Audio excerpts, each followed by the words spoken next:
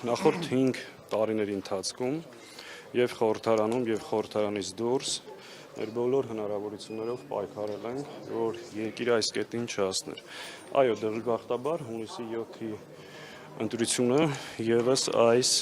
կորուստների, զիջումների շղթան կտրելու հնարավորություն։ Դες համար սպասելի չէ, որ հունիսի 7-ին կարող են վերընտրվի Նիկոլ Փաշինյանը, շատ անակնկալ էր։ Մենք ամեն ինչ արել ենք եւ նաեւ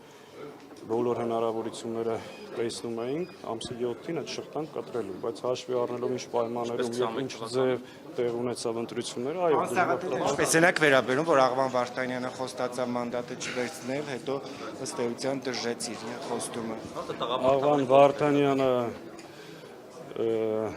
բազմաթիվ անգամ ապացուցել է իր տղամարդավարի քայլերն ու գործողությունները եւ ինքը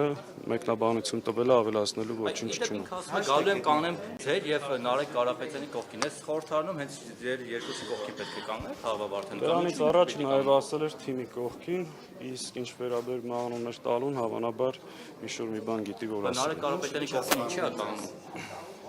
Տեսեք, մենք կարծում ենք, որ այսօր այն վիճակում չենք, որ այդքան տարանջատումներ դնենք։ Աղվան Վարդանը բազմաթիվ անգամ ապացուցել է, որ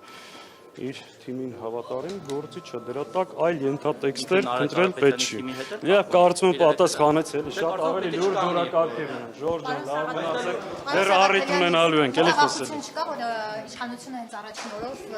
ոչնդոտի ինտիմության գործունեություն։ Միշտ կա, ինչի՞ չէ։ Իսկ սա դրանք հնարավոր։ Իհարկե հնարավոր են։ Իսկ պարոն Սաղաթելին, չէ՞ կարծում որ